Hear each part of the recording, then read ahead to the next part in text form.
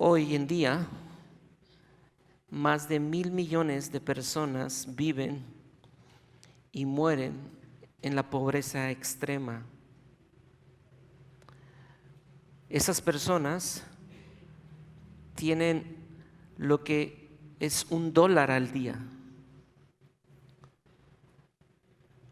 Otros casi 1.000 millones de personas viven con menos de $2 al día. Estas estadísticas que voy a mencionar las obtuve de una página que que está coordinada por el pastor David Platt, y él ha estado trabajando mucho en cómo el mundo creyente, el mundo evangélico, no se ha dado cuenta de la realidad del mundo en el que vivimos. Y él, dentro de todas estas estadísticas, muestra que casi la mitad del mundo está luchando por encontrar comida, casa, atención médica. Y mientras nosotros pudiéramos gastar en un desayuno lo que sería como $10, muchas de las personas, casi la mitad del mundo, no tiene eso ni siquiera para una semana. 20,000 niños el día de hoy morirán por desnutrición extrema. 20,000 niños morirán el día de hoy por desnutrición extrema o por enfermedades que pudieron haber sido evitables con una atención médica básica.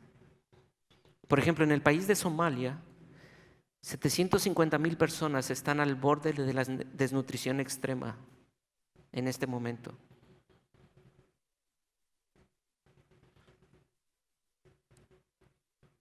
Y muchas veces nosotros vivimos como si eso no existiera.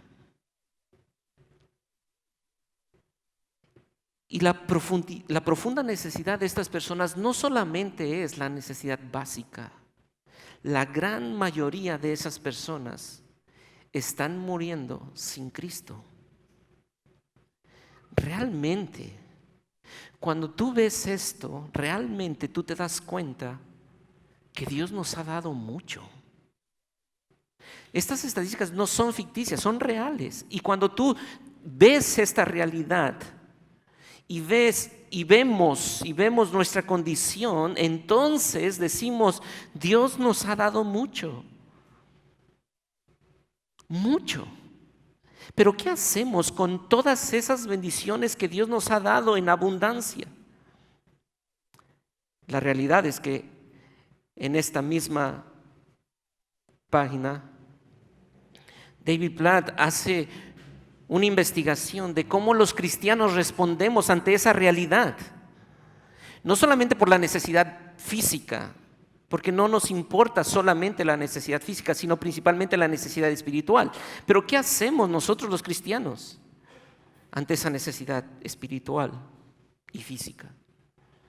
¿Sabes que en las estadísticas en Estados Unidos, que tienen mucho que ver con nuestra realidad también en Latinoamérica, las iglesias en Estados Unidos en promedio dan un 2.5 de sus ingresos? 2.5 de sus ingresos. Y en promedio, un cristiano americano, me impactó esto, en promedio, un cristiano americano da 5 centavos al campo misionero. 5 centavos al campo misionero. De cada $100, 5 centavos va a necesidades que van más allá de nuestras necesidades locales. Y nos podríamos preguntar, ¿qué va a pasar dentro de 100 años si Cristo no ha regresado? ¿Qué es lo que tú y yo vamos a ver hacia atrás y decir, ¿Cómo respondimos ante una realidad en la que nosotros hemos recibido mucho y otros están recibiendo muy, pero muy poco? Que no están ni siquiera teniendo la necesidad más elemental del evangelio en sus vidas. Y eso nos hace preguntar algo. ¿Dónde está nuestro corazón? Porque realmente si tú y yo tuviéramos que preguntarnos dónde está nuestro corazón, dónde está alineado nuestro corazón, hacia dónde va nuestro corazón, podríamos entonces ver qué hacemos con los recursos económicos. Porque nuestros recursos económicos y materiales son la brújula de nuestro corazón. Déjenme decirlo nuevamente, nuestros recursos materiales son la brújula de nuestro corazón. Si quieres saber si tu corazón está alineado a la dirección correcta, observa lo que tú haces con tus recursos. Si quieres saber si tu corazón está alineado en la dirección correcta, observa lo que tú y yo hacemos con nuestros recursos. Y Pablo precisamente está en esta recta final de su carta y como dijimos, está terminando con esa doxología que leíamos en el versículo 16. Y uno podría pensar que esa doxología era la conclusión exacta y precisa para una carta que tanto había alentado y desafiado el corazón de Timoteo. Pero no termina ahí, sino que después de mostrar el carácter soberano, justo, inaccesible de nuestro Dios, Pablo les da una llamada de alerta tanto a Timoteo como a la iglesia de Éfeso, a los líderes de allí. Y les dice, si ustedes han de permanecer viendo a este Dios, tienen que cuidar su corazón y tienen que alinear su corazón, porque su corazón fácilmente se desvía tu corazón. Y entendiendo esto, es que nosotros podemos llegar a la conclusión de que Pablo en estos versículos va a intentar mostrar a Timoteo y a la iglesia de Éfeso que tienen que cuidar su corazón de la desviación. Y porque Dios nos ha dado todas las cosas, Timoteo y la iglesia de Éfeso tenían que cuidar su corazón de la desviación. Timoteo, tienes que entender y tienes que abrazar tú la verdad de que Dios te ha dado todas las cosas. Y aquellos que están escuchándote tienen que abrazar esa realidad. Dios les ha dado todas las cosas. Por lo tanto, cuiden su corazón de la desviación. Y la pregunta es, ¿cómo es que Timoteo, los oyentes de la iglesia de Éfeso, los líderes de la iglesia de Éfeso, tenían que cuidar su corazón de la desviación? Y el primer punto es, ellos deberían cuidar su corazón de la desviación confiando en el carácter generoso de Dios. Confiando en el carácter generoso de Dios. Y comienza esta porción en el versículo 17 con un enfoque hacia un grupo de personas, ¿verdad? ¿Qué dice el versículo 17? ¿Lo tienen ahí en sus Biblias? A los ricos. A los ricos. ¿Cómo es que nosotros podemos confiar en el carácter generoso de Dios? Y Pablo le habla a los ricos de este siglo. Y el martes pasado, en la reunión de evaluación, preguntábamos, ¿quiénes son los ricos? Y por eso quise dar la introducción que di, porque normalmente cuando tú piensas en los ricos, ¿en quién piensas? Dime el nombre de los ricos. Carlos Slim, Elon Musk, Bill Gates. Y comenzamos una lista y decimos, pues si quieres saber, ve, cómprate la revista Forbes y ahí te van a aparecer los ricos. Sí, esos son los multimillonarios. Pero frente a la realidad de la que acabamos de describir de manera introductoria, ¿quiénes son los ricos? Nada más Tai responde. ¿Quiénes son los ricos? Nosotros. a los ricos de este siglo. A los ricos de este siglo. Hermano, frente a la realidad de que una persona gana $1, 1,000 millones de personas están ganando $1 al día, estoy seguro que ante esa realidad tú eres rico.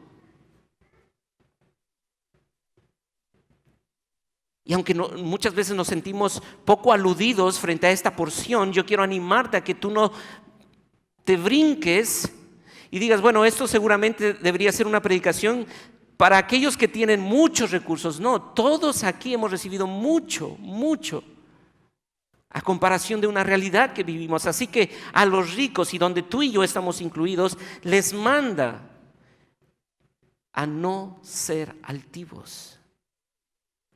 ¿Cierto? A los ricos de este mundo manda que no sean altivos. Y es interesante que no le sugiere a Timoteo algo, sino que le da una instrucción precisa. Manda que no sean altivos. ¿Por qué? ¿Por qué ese mandato? Porque aquellos que son altivos están confiando en algo que no es Dios. La altivez por las riquezas es la evidencia de un corazón orgulloso. La altivez por la riqueza es la evidencia de un corazón orgulloso. Un corazón que ha encontrado identidad en los bienes de este mundo se ha enfermado de un cáncer llamado orgullo. Yo, que oyente del siglo XXI y oyente del siglo I, no dejes que el dinero produzca orgullo en ti. ¿Qué tan engañoso es el recurso económico? Porque cada uno de nosotros, cuando logramos un recurso más, cuando encontramos un ascenso más, cuando vemos un ingreso más, un incremento a nuestro recurso, inmediatamente sentimos orgullo y nos sentimos superiores a los demás. Y sentimos que eso comienza a darnos cierta seguridad. Y precisamente ese es el llamado de Pablo: no sean altivos. El problema no es si tienes o no tienes recursos, es tu actitud frente a esos recursos. El altivo solo refleja que su seguridad e identidad está en sus logros. El altivo solo refleja que su seguridad e identidad está en sus logros. Y es precisamente por eso que va a dar el segundo mandato. Manda que no sean altivos, pero el segundo mandato es que no pongan su esperanza en las riquezas.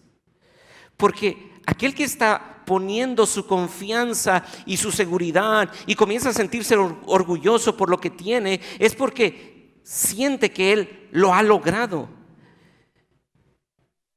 Y comienza a amar tanto sus riquezas que comienza a poner su esperanza en sus riquezas. Y ahora Pablo les va a decir: no pongan su esperanza, manda a que no sean altivos y que no pongan su esperanza en las riquezas. ¿Por qué? Porque son inciertas. Porque son inciertas. Y la palabra que utiliza aquí el apóstol Pablo para hablar de la incertidumbre de las riquezas es una palabra que habla de la fragilidad y de lo precario que es, de una incertidumbre. ¿Quién de ustedes pondría todos sus recursos en un juego de azar? Que le diga: ok, en un volado definimos todo tu ingreso, todos tus bienes, en un volado. ¿Quién lo haría? En sus 5 sentidos.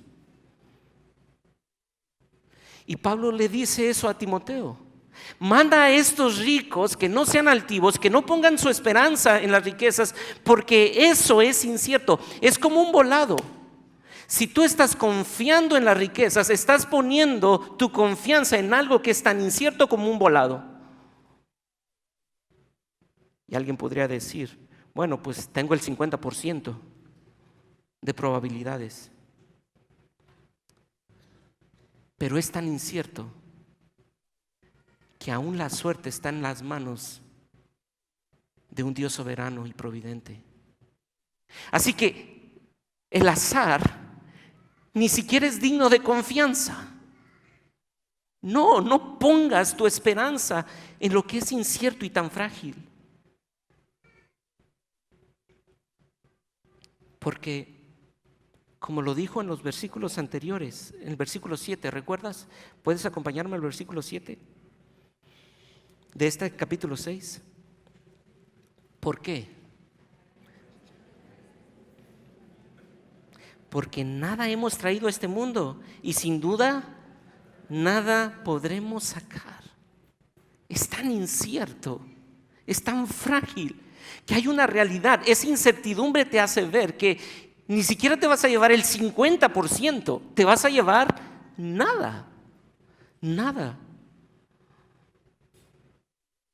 Así que cuando el corazón del rico, en el que tú y yo estamos incluidos, comienza a poner su confianza en lo incierto, es porque tu corazón orgulloso está abrazando algo que es incierto, efímero, fugaz. Imagínate tú abrazando a una nube diciendo: es mi mayor seguridad. Es incierto, es vano, se te va a esfumar. No confíes en eso. Y surge una pregunta. Luis, ok, el mandato es: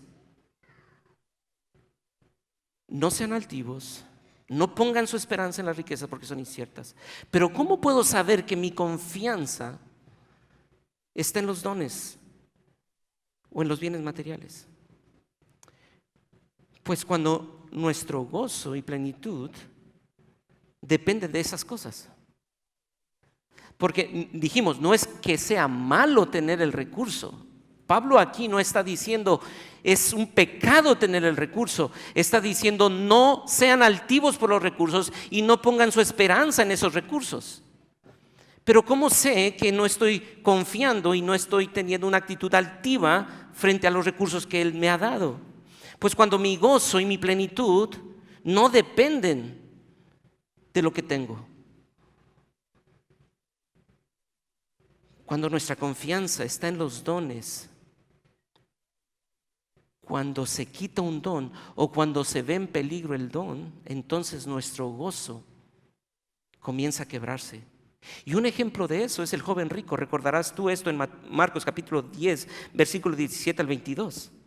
¿Recuerdas que el joven rico llega al Señor Jesucristo y le dice: maestro bueno, ¿qué puedo hacer para alcanzar la vida eterna? Y el maestro le da los mandamientos y le recuerda los mandamientos. Y el joven rico dice: yo he guardado todos esos mandamientos desde mi juventud. Y el Señor Jesús le dice: mira cómo no tienes tu confianza en mí. Mira cómo tu esperanza no está en mí. A pesar de que tú cumples todo eso ritualmente y en apariencia, tu confianza no está en mí. Tu esperanza no está en mí, a tal punto que cuando yo te voy a pedir y te voy a tocar, señalar donde está tu esperanza, mira cómo vas a reaccionar. Entonces Jesús le dice: ve y vende todo lo que tienes y dalo a los pobres y ven y sígueme. ¿Y qué hace el joven rico? ¿Cómo termina la parábola? Se fue triste. Se fue triste. El problema no era que él tenía mucho dinero, el problema es que su esperanza estaba en eso. ¿Y cómo sabemos que su esperanza estaba en eso? Porque cuando fue señalado ese tesoro y fue puesto en peligro ese tesoro, ¿qué pasó? Se entristeció. ¿Y qué le llevó a hacer esa tristeza? Abandonar el camino que él supuestamente estaba siguiendo. Y en Mateo 13:22 nosotros encontramos la parábola del sembrador. ¿Recuerdas esa parábola? Y precisamente esa parábola en el versículo 22 hace referencia a esta realidad. El que fue sembrado entre espinos, este es el que oye la palabra, pero el afán de este siglo y el engaño de las riquezas, ¿qué? El engaño de las riquezas ahogan la palabra y se hace infructuosa. Así que el llamado de Dios a los ricos de este siglo es: no sean altivos, no pongan su esperanza en las riquezas, porque las riquezas son efímeras, son frágiles. ¿Y cómo sé que mi corazón está abrazando esas riquezas? Cuando tocan ese tema, hay una actitud de tristeza, de frustración, y estaría dispuesto a abandonar el camino de Dios si tengo que abandonar mi esperanza en los tesoros. Y por eso Pablo continúa un segundo mandato. No es entonces solamente un mandato negativo, sino que ahora viene un mandato positivo, en su tercer mandato, que es: pongan su confianza en el Dios vivo. Pongan su confianza en el Dios vivo. No sean altivos. No pongan su esperanza en las riquezas, sino pongan su confianza en el Dios vivo. ¿Por qué? ¿Por qué en el Dios vivo y no en las riquezas? Porque Él es generoso. Y ve conmigo al pasaje y leamos juntos lo que Pablo le va a enseñar, lo que Timoteo tiene que enseñarle a estos ricos. Sino en el Dios vivo que ¿qué? Que nos da todas las cosas en abundancia para que las disfrutemos. En el Dios vivo que nos da todas las cosas en abundancia para que las disfrutemos. Ese es el Dios nuestro. Nuestro Dios no es un Dios tacaño, un Dios mezquino, no, es un Dios generoso, generoso. Él nos da todas las cosas. ¿Recuerdas cuando Pablo está ya en el Areópago hablando en Hechos 17 y él en esa discusión con esos atenienses, él termina parte de su argumentación diciendo: pues él, hablando de Dios, Él es quien da a todos vida y aliento y todas las cosas. Tu capacidad de razonar, tu capacidad de trabajar, tu capacidad de filosofar es por medio de Él. Él es quien te da todas las cosas. Y Santiago capítulo 1 versículo 17, nosotros vemos: Él es el dador de todo bien. Toda buena dádiva y todo don perfecto desciende de lo alto, del Padre de las luces, en el cual no hay mudanza ni sombra de variación. Así que cuando nosotros dejamos de poner nuestra esperanza y nuestra confianza en el Dios vivo y nos olvidamos de ver quién es Él, comienza nuestro corazón orgulloso a poseer lo que no debe poseernos.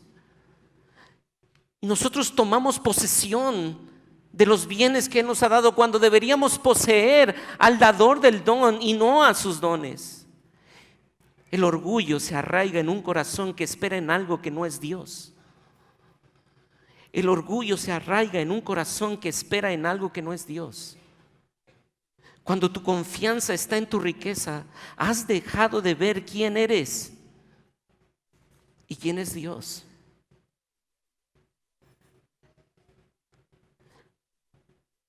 Por favor, piensa en eso. Cuando tu esperanza está en tus riquezas, y yo te estoy diciendo de riquezas y no tiene que ser las cantidades estratosféricas que tienen los multimillonarios. Cuando tu esperanza está en las riquezas, lo que tengas. Quizá tú dices: bueno, Luis, yo muy apenas estoy pagando la casa y estás hablando de riquezas. Bueno, eso es tu riqueza. Cuando tu esperanza está en tu riqueza, has dejado de ver quién eres y quién es Dios. Porque comenzamos a pensar que es mi reino, mi posesión. Y nuestro corazón allí, nuestro corazón comienza a confiar más en nuestras riquezas. Pero cuando comienzas a poner tu confianza en Dios, entonces te das cuenta de que toda buena dádiva y todo don perfecto desciende de lo alto. ¿Qué merezco? Lo que no sea juicio es don de Dios. Ahora, pongan su confianza en el Dios vivo porque Él es generoso. ¿Y recuerdas por qué no poner nuestra confianza en las riquezas? Porque son ¿qué? Inciertas, frágiles. Pero ahora Pablo intencionalmente va a contrastar la incertidumbre de la confianza en los bienes y ahora lo va a contrastar con algo que es sólido. Y va a utilizar una palabra, y acompáñeme ahí al versículo 17.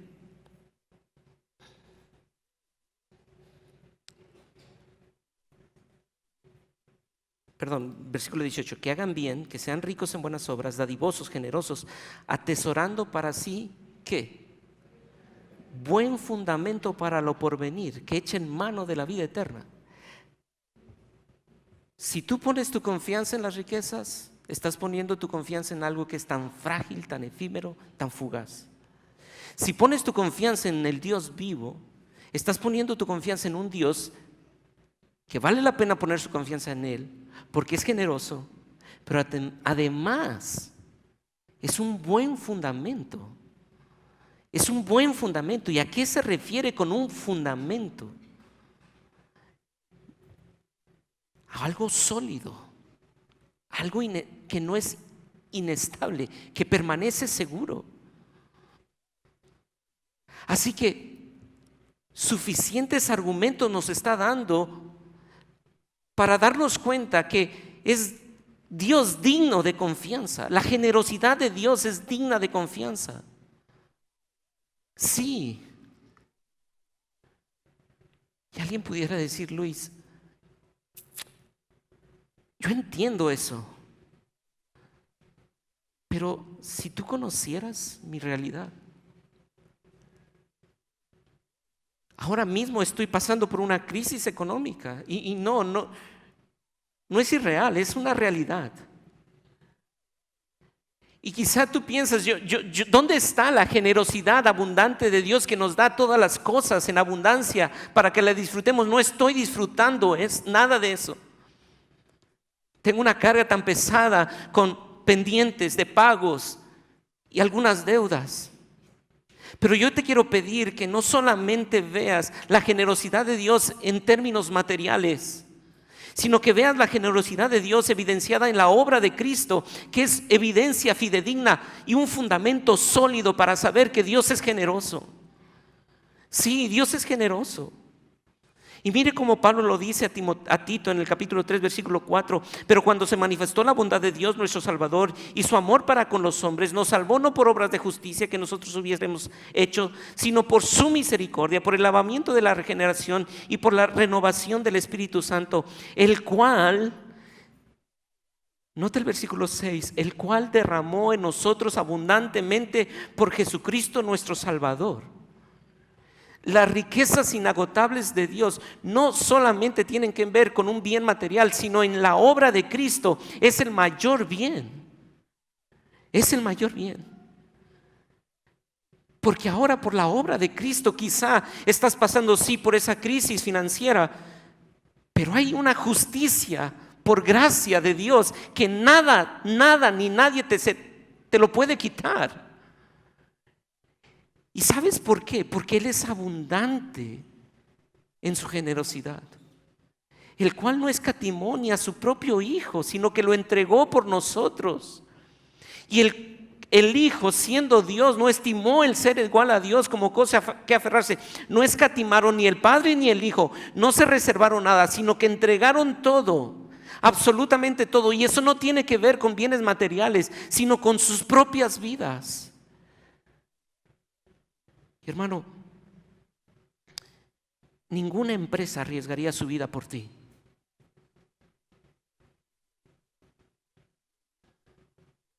Piénselo, por favor. Ninguna empresa arriesgaría su vida por ti. De hecho, cuando la empresa está en riesgo, Y eso es normal. Pero hay alguien que dio su vida por ti y refleja la abundante riqueza de su gracia y generosidad para contigo y para conmigo.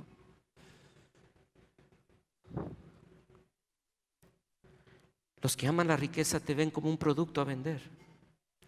En esta época, en nuestro siglo, nosotros somos los productos a vender. En nuestra cultura occidental se corre por estar en el primer lugar de los hombres más ricos y poderosos de la revista Forbes.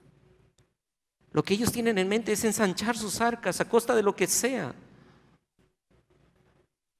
Pero cuando tú ves la bondad de Dios, cuando por gracia de Él consideras tu bancarrota, a pesar de tu condición económica, si tienes muchos, si tienes pocos, desde tu perspectiva, lo que sea, pero tú te das cuenta de tu bancarrota, es entonces cuando puedes considerar y actuar de forma diametralmente opuesta a la condición natural de tu corazón. Solo cuando ves la bondad de Dios puedes actuar. Solo cuando ves la bondad de Dios puedes actuar con generosidad. Cuando tú confías no en las riquezas y no eres altivo ni confías en las riquezas, sino confías en el Dios generoso, entonces la generosidad real se arraiga en tu corazón. Porque si tú vas conmigo nuevamente, acompáñame al pasaje que estamos estudiando. Versículo 18, que hagan bien, que sean ricos en buenas obras, dadivosos, generosos, atesorando para sí buen fundamento para lo porvenir, que echen mano de la vida eterna. ¿Te das cuenta que sean, al final, qué quiere Pablo al animar a Timoteo a enseñar esto a los hermanos de la iglesia de Éfeso? Que sean ricos. Que sean ricos, no dejen de buscar riqueza, sigan buscando riqueza. La forma de hacer riqueza para este mundo es de una forma, pero la forma de hacer riqueza para la gloria de Dios es de otra forma. La forma de hacerse ricos para este mundo es ser tacaños y egoístas, pensando solamente en mi reino, pero la forma de hacer riquezas y hacerse ricos para el reino de Dios es siendo generosos. Ahora, ¿de qué generosidad? Porque, Luis, entonces, si hemos de ser ricos para la eternidad, es dando. Entonces, ¿quién va a ser más rico? ¿El que tiene más o el que tiene menos? Lógica. ¿Quién va a ser más rico? ¿El que puede dar más? ¿De eso se trata? Entonces, ¿de que el que tenga más sea más rico que el que tiene menos? No. La generosidad real está arraigado en un verdadero entendimiento de la bondad de Dios manifestada en la obra de Cristo, que responde en generosidad. Y eso no tiene que ver con cantidad. Tiene que ver con la disposición de mi corazón de asombrarme por la gran generosidad de mi Salvador. Y recuerdas a la viuda, ¿cuánto dio la viuda? Ante los ojos de los fariseos era una mísera moneda, pero ante los ojos de su Señor lo estaba dando todo. Y ella estaba siendo rica cuando los fariseos daban de sus desechos. Esta generosidad entonces no tiene que ver únicamente con filantropía o altruismo. Hermanos, hay personas de verdad que son altruistas y qué bueno. Son excelentes filántropos. Y eso es parte de la imagen de Dios, que se puede mostrar en ciertos rasgos de generosidad de las que estamos hablando. Pero la generosidad de la que está hablando Pablo es más alta que esta, es más amplia que esta. Esta generosidad es el resultado de considerar a Cristo. Y déjenme enfatizar esto: esta generosidad es el resultado de considerar a Cristo. No es la necesidad la que nos lleva a la generosidad. No es la necesidad la que nos lleva a la generosidad. Eso lo hace cualquiera. No necesitas el poder del evangelio para ser generoso cuando tienes una necesidad. Tú ves a los filántropos, tú ves sus fundaciones y ves cuánto dan y aportan y plantean el Teletón. Y tú dices, wow, cuántos millones y millones de pesos se recaudaron para eso. Sí, eso es bueno. Pero de la generosidad que está hablando Pablo no es en respuesta a una necesidad. De la generosidad que está hablando Pablo es la que nos lleva a una generosidad que es la gloria, por la gloria de Cristo. La que nos cautiva y nos lleva a la generosidad, y usamos esa generosidad como vehículo para expandir la gloria de Dios. Únicamente las personas que están contentas en Cristo y que lo atesoran como su mayor bien son verdaderamente generosos. Únicamente las personas que están en Cristo y que lo atesoran como su mayor bien son verdaderamente generosos.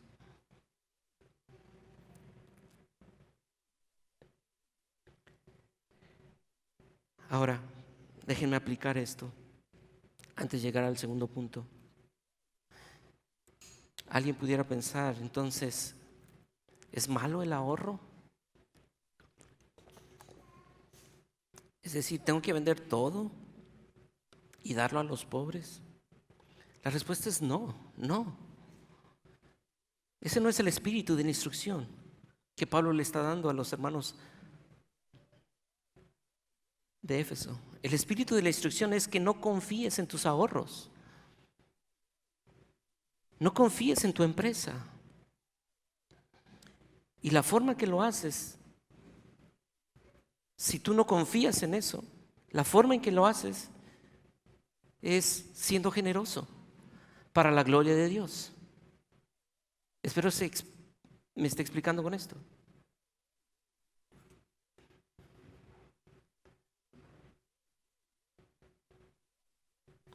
¿Y cómo soy generoso?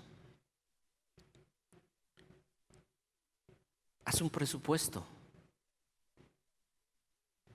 Haz un presupuesto con el orden correcto. Normalmente cuando haces un presupuesto, ¿cuáles son las primeras cosas que vienen a tu mente? Pendientes a pagar. Gastos que tienes que hacer. Pues yo te quiero animar a que dentro de tu presupuesto, lo primero que tú establezcas, no estoy hablando de cantidad, solamente estoy hablando de prioridad, que sea el dar, después el ahorrar y después el gastar. Pero normalmente nosotros cambiamos ese orden. Nosotros gastamos, después ahorramos y al final, quedó algo, damos. Y quiero animar a la iglesia. Hace tiempo, más de 3 años, nosotros tuvimos un estudio que se llamó en los grupos pequeños, ¿qué debemos hacer con el dinero? Y entramos en un tiempo donde hablábamos si era necesario hablar del diezmo o era necesario dejar de hablar del diezmo. Y llegamos a la conclusión de decir, es que Dios nos manda no solamente a diezmar, sino a ser generosos, y eso implica más del 10. Pero los pastores hablando decimos, bueno, quizá eso no quedó muy claro, porque quizá estamos llegando a una conclusión de decir, bueno, no importa si damos o no damos. Pero hoy estamos hablando de que si en realidad estamos entendiendo el Evangelio, los únicos que verdaderamente son generosos son aquellos que han encontrado su plenitud en Cristo y han entendido el glorioso Evangelio y dan.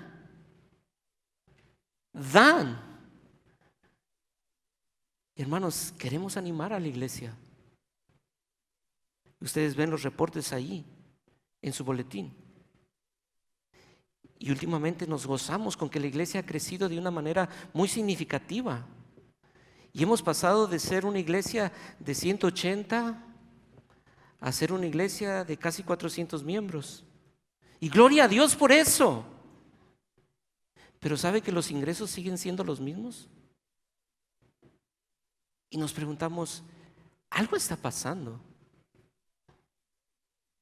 Y decimos, Dios nos permite entender que la generosidad es el resultado de un entendimiento claro de lo que es el Evangelio. Que no damos por necesidad, sino damos porque entendemos claramente el Evangelio. Y porque Dios nos ha dado todas las cosas, cuida tu corazón de la desviación, confiando en el carácter generoso de Dios que te ha dado todas las cosas. Pero también Pablo va a continuar, y acompáñame al verso 20, al segundo punto.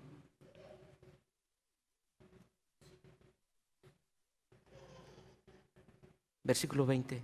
Oh Timoteo, guarda lo que se te ha encomendado, evitando las profanas pláticas sobre causas vanas y los argumentos de la falsamente llamada ciencia, la cual profesando algunos se desvían de la fe. La gracia sea contigo. Esta palabra, oh Timoteo, en las versiones como la Biblia de las Américas, Nueva Biblia de las Américas, no la traduce y solamente comienza con Timoteo. Pero es interesante que la Reina Valera sí lo traduce y dice, oh Timoteo. Y esta expresión, oh Timoteo, es una expresión que la encontramos no solamente aquí, sino que Pablo la utiliza también allá en Gálatas capítulo 3. ¿Recuerdas? Oh Gálatas insensatos. Y la expresión de Pablo es, te quiero decir algo, te quiero encomendar algo. Oh Timoteo, estas son las últimas palabras que te voy a escribir en esta primera carta. Oh Timoteo. ¿Y qué es lo que le va a encargar? Y ese es el segundo punto. Guarda el depósito que se te ha entregado. Guarda el mandato que se te ha entregado. Y en el versículo 20 y 21 vamos a encontrar esto. Y por favor conéctenlo entonces con la proposición, porque Dios nos ha dado todas las cosas. Cuida tu corazón de la desviación. Número 1, confiando en el carácter generoso de Dios. Y número 2, guardando el depósito que se ha entregado. Oh Timoteo, guarda lo que se te ha entregado. ¿Qué es lo que se te ha entregado? Y aunque la Reina Valera lo traduce como lo que se te ha entregado, en realidad está hablando es una palabra en el original que habla de un depósito. Guarda el depósito. Guarda lo que te ha puesto en tus manos. Así que Pablo concluye su carta con este último encargo. Guarda lo que te han puesto en las manos. Ese depósito que te han puesto en tus manos, guárdalo, Timoteo. Oh Timoteo, guárdalo. Porque si no lo guardas, vas a desviar tu corazón como lo hizo Himeneo y Alejandro. Guarda tu depósito. Y la palabra guardar tiene una connotación de un centinela, de una persona que está dispuesta a dar su vida por lo que se le ha entregado, está custodiando algo de valor grande. Y normalmente esta expresión de guarda el depósito se utilizaba en el mundo antiguo para referirse a una pesada obligación que representaba el hecho de tener un fideicomiso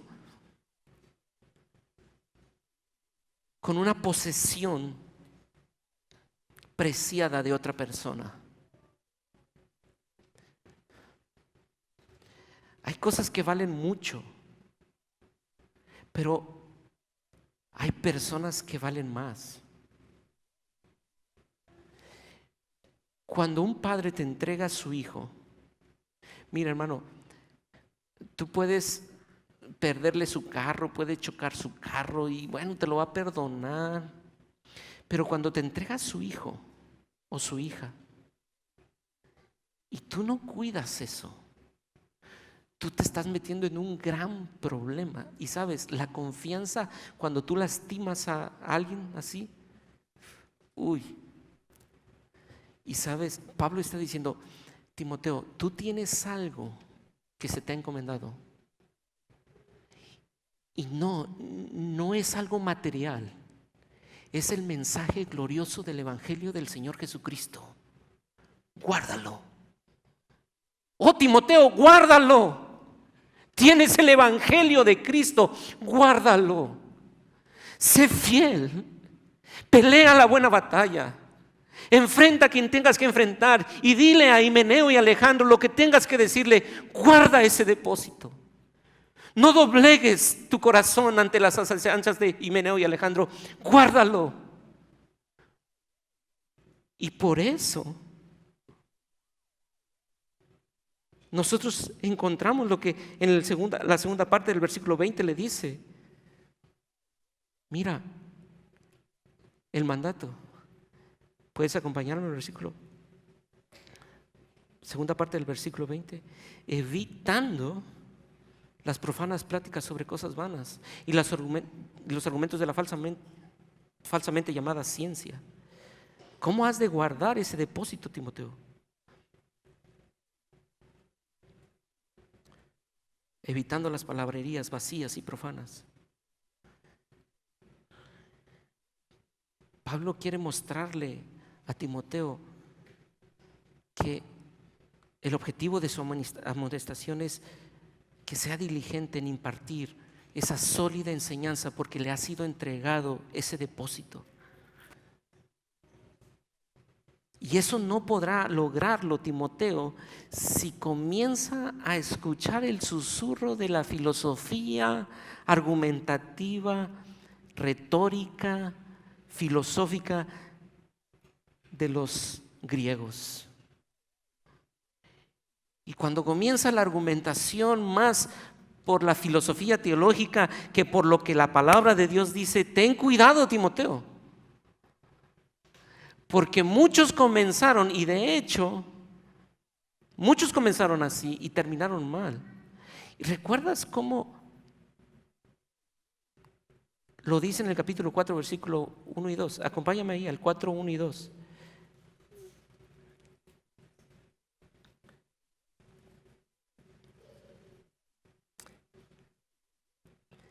Pero el Espíritu dice claramente que en los postreros tiempos algunos apostatarán de la fe. ¿Haciendo qué? Escuchando espíritus engañadores de doctrinas de demonio. Ahora, como vimos en su momento, no es que tenían la apariencia de doctrina de demonio, tenían la argumentación tan atractiva que comenzaron a escuchar y terminaron con doctrinas de demonios. Y por eso Pablo le dice, Timoteo, evita.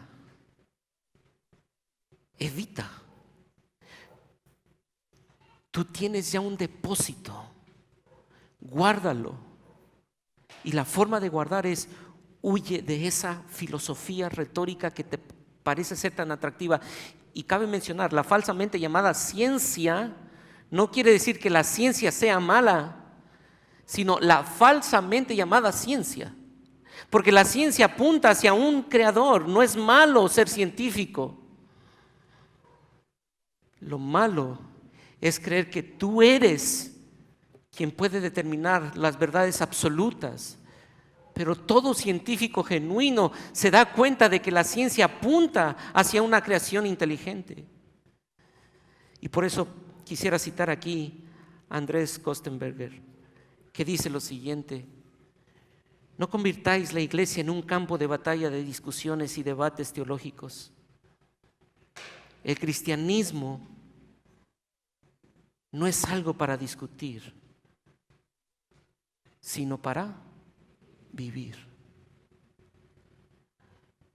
Hermanos, pudiéramos pasar nuestra vida entera discutiendo acerca de los temas soteriológicos y escatológicos y nunca llegar a una misma conclusión. Y eso no estaría mal. Lo malo sería creer que tenemos que convencer a todos para que piensen igual que nosotros.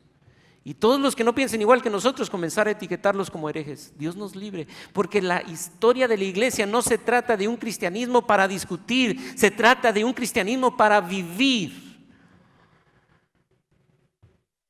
Evita.